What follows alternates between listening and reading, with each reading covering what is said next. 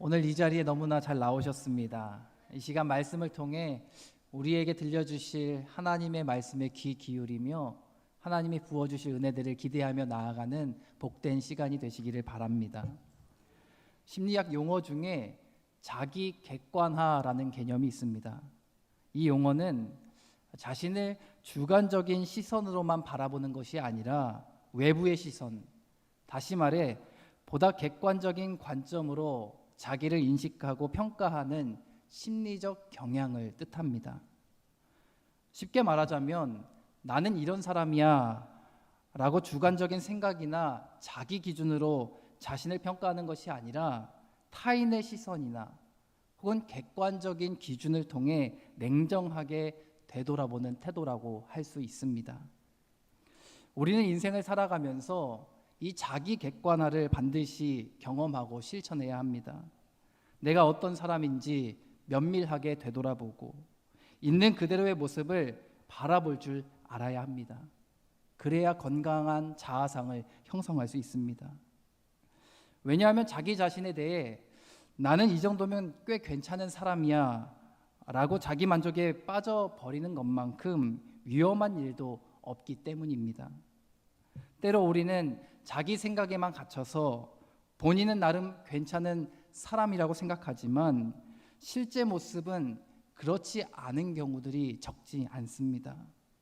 나는 잘하고 있다라고 착각하면서 실은 중요한 것을 놓치며 살아가고 있는 경우들이 허다합니다. 그래서 우리는 자신을 주체가 아닌 객체로 바라보는 시선, 즉 한 발짝 멀리 떨어져서 자신의 삶을 점검하는 태도가 필요합니다. 그래야지만 건강한 자아상을 형성할 수 있고 더욱 의미 있는 삶을 살아갈 수 있습니다. 이 자기 객관화는 신앙 생활에도 동일하게 적용됩니다.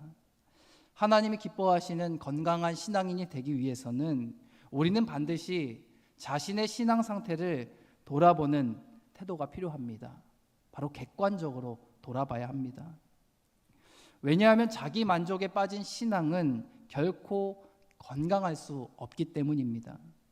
예수님께서 바리새인들을 강하게 책망하신 이유가 무엇입니까? 그들은 자기 객관화를 하지 않았기 때문입니다. 자기 기준, 자기 만족에 갇혀서 스스로를 의롭다 여긴 채 신앙생활했기 때문에 예수님께서 강하게 호통치셨습니다. 그들의 신앙은 남보다 자신들이 더 우월하다라는 우월감에 사로잡혀 있었고 자기 의로 가득 채워져 있었습니다. 하지만 예수님께서는 그들의 위선과 교만을 지적하시면서 그 신앙은 결코 하나님이 기뻐하시지 않는 신앙이다라고 분명하게 말씀하셨습니다. 여러분, 우리의 신앙이 스스로 만족하는 신앙에 머물러서는 안 됩니다. 하나님께 기쁨이 되고 이웃에게 유익이 되는 신앙을 추구해야 합니다. 그러기 위해서 꼭 필요한 것이 바로 이 자기 객관화입니다. 나 자신을 철저히 점검하고 살피는 이 경건의 훈련이 우리에게 있어야 합니다. 내가 지금 얼마나 하나님 말씀 앞에 순종하고 있는지, 또 기도와 예배, 섬김의 자리에서 나는 어떤 모습으로 살아가고 있는지를 정직하게 돌아보아야 합니다. 그러할 때 우리는 비로소 하나님 앞에서 성숙하고 건강한 신앙인으로 자라날 수 있습니다. 이처럼 신앙생활에 자기 객관화가 필요하듯이 신앙 공동체의 건강함을 위해서도 이 자기 객관화는 반드시 필요합니다. 우리 공동체는 참 좋다. 우리 공동체는 참 따뜻하다. 우리 공동체는 참 행복하다. 라고 스스로 만족하기 전에 조금 더 객관적인 시선으로 현재의 상태를 면밀하게 점검해 보아야 합니다. 그것이 건강한 교회로 나아가는 첫 걸음입니다. 올해 우리 교회는 창립 140주년을 준비하면서 부흥 프로젝트를 계획하고 있습니다. 이를 위해서 지난 토요일에는 약 60여 명의 성도님들이 함께 모여서 현재의 우리 교회의 모습을 진단하고 미래를 함께 준비하는 워크숍을 가졌습니다. 이 시간은 개인적으로 건강한 교회로 나아가는 매우 의미 있는 시간이었다라고 생각합니다. 물론 어떤 분들은 이렇게 말할 수 있습니다. 우리가 그렇게 함께 모여서 이야기 나눈다고 해서 뭐가 바뀌겠어요? 라고 말하는 분도 있을 겁니다. 그러나 저는 그 시간을 통해 우리 교회 공동체가 자기 객관화를 실제로 실천한 매우 의미 있는 시간이었다라고 생각을 합니다. 올해 한국교회는 선교 140주년을 맞이했습니다. 이러한 의미 있는 해에 137년이라는 전통을 자랑하는 우리 교회가 앞으로 어떤 방향으로 나아가야 할지 서로의 생각을 나누고 또 고민하고 서로의 생각을 함께 나눴다는 그 자체만으로도 건강한 공동체로 나아가는 첫 걸음이었다라고 생각을 합니다. 그날 나누었던 수많은 이야기들 중에서 얼마나 많은 것들이 실행될지는 아직 모릅니다. 그러나 분명한 사실 한 가지는 우리가 스스로 돌아보았다는 그 자체만으로도 큰 의미가 있습니다. 건강한 교회로 나아가는 첫 걸음은 바로 자기 객관화로부터 시작됩니다. 자기 만족에 안주하지 않고 객관적인 시선으로 자신의 삶과 공동체를 점검할 줄 아는 그 성숙함을 지니는 것, 그것이 바로 하나님이 기뻐하시는 성도와 교회의 모습인 줄 믿습니다. 우리 모두가 이런 자기 객관화를 통하여서 개인도 또 공동체도 하나님 앞에서 더욱 바르게 세워지는 은혜를 함께 누리기를 주님의 이름으로 축복합니다. 오늘 본문에는 이방인 선교의 전초기지였던 안디옥 교회가 등장합니다. 스데반의 순교 이후에 예루살렘에 갇혀있던 복음이 박해를 피해 흩어진 성도들에 의해 사방으로 퍼져나가기 시작했습니다. 그중 일부는 이 안디옥에 도착했습니다. 처음에는 유대인들에게만 복음을 전했지만 구브로와 구레네 출신 몇몇 형제들이 이 안디옥에 와서 헬라인들, 즉 이방인들에게 복음을 전하기 시작했습니다. 놀랍게도 많은 이방인들이 이 복음을 듣고 예수님을 영접했고 또 예수님을 따르는 삶을 살기로 결정했습니다. 그 결과 이 안디옥에는 유대인과 이방인이 함께하는 새로운 공동체가 세워졌습니다. 이 소식을 듣게 된 예루살렘 교회는 바나바를 안디옥에 파송했고 또 이 바나바는 다소에 머물고 있었던 회심자 사울을 찾아가서 함께 동역할 것을 제안합니다. 이 둘은 안디옥에서 많은 사람들에게 복음을 전하고 말씀을 가르치며 수많은 사람들을 예수님의 제자로 세워나갔습니다. 그리고 바로 이 안디옥에서 그리스도인이라는 명칭이 처음 등장합니다. 여기서 우리가 특별히 주목해서 살펴볼 것은 이 이름이 그들 스스로 붙인 것이 아니라 외부 사람들이 그들의 삶의 모습을 보고 붙여준 이름이라는 사실입니다. 그 이름이 바로 그리스도인입니다. 이는 매우 의미 있는 장면이고 중요한 장면입니다. 그들 스스로가 안디옥 교회를 이루는 성도들이 우리는 그리스도인입니다 라고 자기 선언을 한 것이 아니라 그들의 삶을 지켜본 교회 밖 사람들, 외부 사람들이 그들을 향해 그리스도인이다 라고 말했다는 겁니다. 즉 저들은 예수를 따르는 사람들이다 라고 말한 것입니다. 그리스도인이라는 이 이름은 자기 고백이 아니라 외부의 평가였습니다.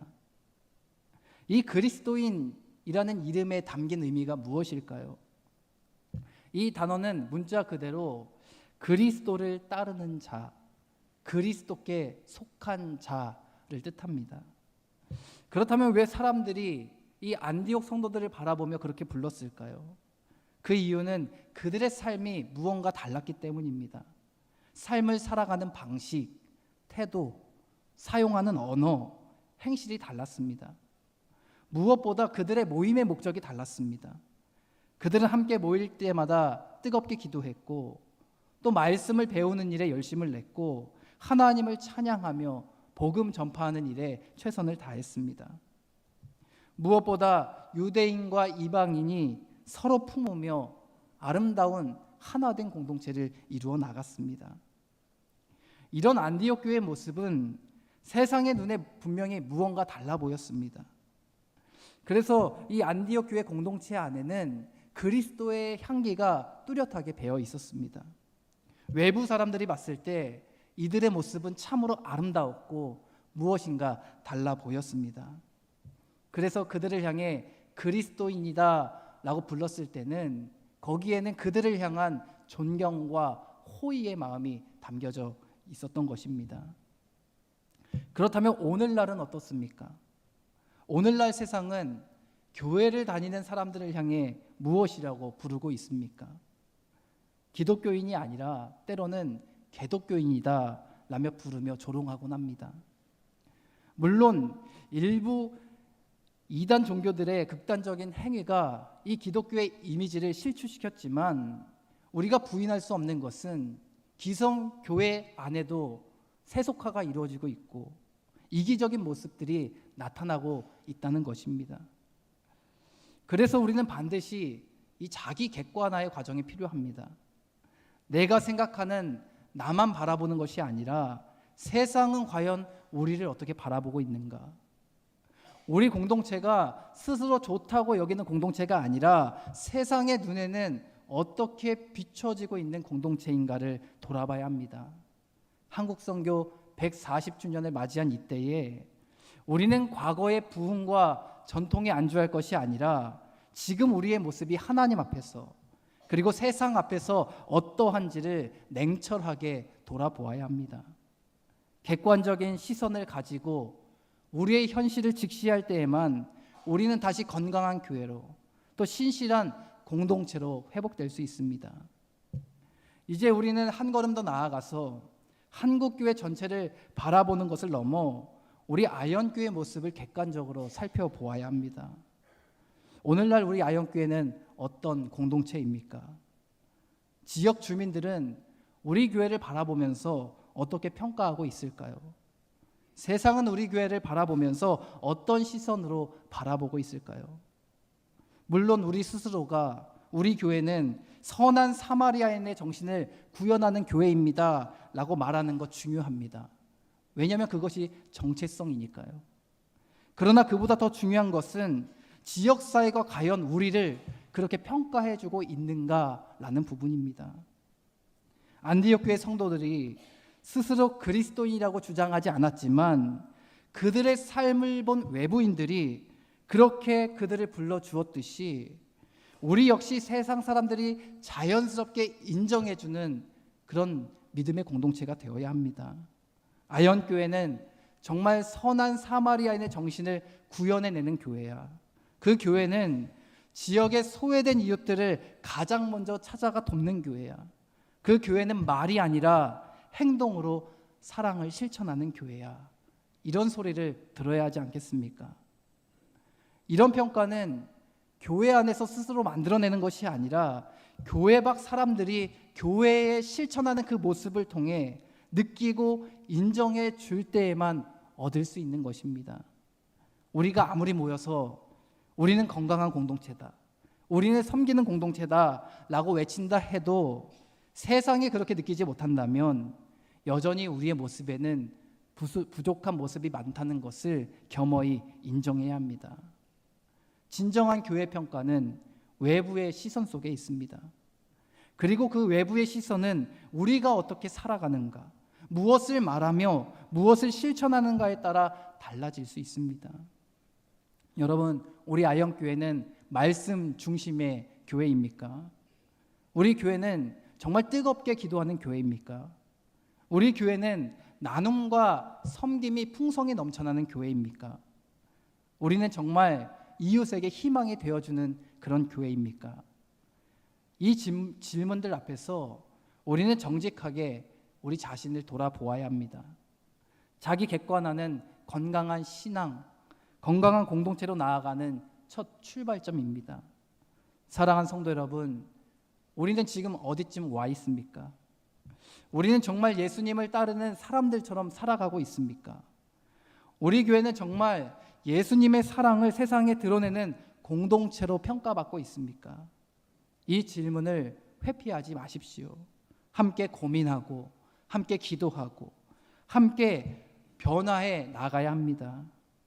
그래서 우리 아현교회가 지역사회로부터 또 세상으로부터 진심 어린 존경과 신뢰, 그리고 하나님께 기쁨이 되는 교회로 우뚝 세워지기를 주님의 이름으로 축복합니다. 저는 앞서 이 건강한 공동체로 나아가기 위해서는 반드시 자기 객관화가 필요하다라고 말씀을 드렸습니다. 자기 주관적인 판단이나 내부의 자화자찬이 아니라 외부의 객관적인 평가를 겸허히 받아들이는 태도가 있어야 한다라고 말씀드렸습니다. 그러나 이보다 더 중요한 것이 있습니다. 그것은 바로 하나님의 평가입니다. 우리는 늘 스스로에게 질문해야 합니다. 하나님은 지금 우리 공동체를 어떻게 바라보고 계실까? 하나님은 지금의 아영교회를 어떻게 평가하고 계실까? 사람들의 평가 물론 중요하죠. 하지만 하나님의 시선이 더 중요합니다. 하나님의 평가 앞에 정직하게 서는 순간 우리는 참된 기준과 방향을 회복할 수 있습니다. 오늘 본문을 보면 하나님께서 이 안디옥 교회를 어떻게 평가하셨는지를 알 수 있습니다. 먼저 이 안디옥 교회는 주의 손이 함께하는 교회였습니다. 21절 말씀 함께 읽어보겠습니다. 주의 손이 그들과 함께하심에 수많은 사람들이 믿고 주께 돌아오더라. 아멘. 이 안디옥 교회 안에는 하나님의 능력과 인도하심이 풍성히 넘쳐났습니다. 그 결과 수많은 사람들이 복음을 듣고 주님께로 돌아오는 복음의 열매, 또 회심의 역사가 풍성히 나타났습니다. 또한 하나님은 이 안디옥 교회를 향해서 하나님의 은혜가 보이는 공동체였다라고 말씀하십니다. 23절 말씀 함께 읽어보겠습니다. 그가 이르러 하나님의 은혜를 보고 기뻐하여 모든 사람에게 굳건한 마음으로 주와 함께 머물러 있으라 권하니. 아멘. 여기서 주목할 표현은 하나님의 은혜를 보고라는 표현입니다. 바나바는 이 안디옥 교회에 도착하자마자 은혜가 눈에 보이는 교회임을 느꼈습니다. 그 공동체 안에는 서로의 관계 속에서 하나님의 은혜가 나타나고 있었다라는 이야기입니다. 공동체 안에 사랑과 기쁨이 넘쳐났고 복음 전파에 대한 열정과 헌신을 느낄 수가 있었습니다. 또 공동체의 생명력을 경험할 수 있었습니다. 그래서 바나바는 이 안디옥 교회를 보며 기뻐했고 하나님 또한 무척이나 기뻐하셨습니다. 여러분, 그렇다면 오늘날 우리 아영교회는 어떻습니까? 우리 공동체도 주님의 손이 우리와 함께 하시는 공동체입니까? 하나님의 능력이 이 안에서 풍성히 일어나고 있습니까? 우리 공동체 안에 하나님의 은혜가 눈에 보이고 있습니까? 우리의 모습을 통해 정말 하나님의 사랑과 그리스도의 향기가 나타나고 있습니까? 우리가 아무리 스스로 긍정적으로 평가하고 우리 교회 좋은 교회다, 은혜로운 교회다라고 말한다 할지라도 만약 하나님의 마음을 기쁘시게 하지 못하고 있다면 우리는 여전히 부족한 사람들인 것입니다. 신앙생활의 참된 기준은 내가 나를 어떻게 평가하느냐가 아니라 하나님께서 우리를 어떻게 보시느냐에 달려 있습니다. 사랑하는 성도 여러분, 우리가 궁극적으로 집중해야 할 것은 하나님의 평가인 줄 믿습니다. 하나님은 지금 이 순간에도 우리 공동체를 지켜보고 계십니다. 우리의 예배를, 우리의 헌신과 사랑을 주의 깊게 바라보고 계십니다. 그러므로 우리는 믿음의 눈을 들어서 세상의 평가나 사람의 시선을 넘어서 이제는 하나님의 시선 앞에 정직하게 서는 공동체가 되어야 합니다. 그러므로 날마다 이렇게 기도하십시오. 주님, 우리 아현교회를 통해 주님의 손이 일하게 하여 주시고 우리 가운데 주님의 은혜가 풍성히 임하게 하여 주옵소서. 우리의 삶의 모습에서 하나님의 은혜가 나타나기를 소망합니다 라고 기도하십시오. 우리 아영교회가 하나님 보시기에 아름답고 기쁨이 되는 교회, 또 주님의 손이 함께하는 교회, 주님의 은혜가 풍성히 넘쳐 흐르는 교회가 되기를 주님의 이름으로 간절히 축원합니다.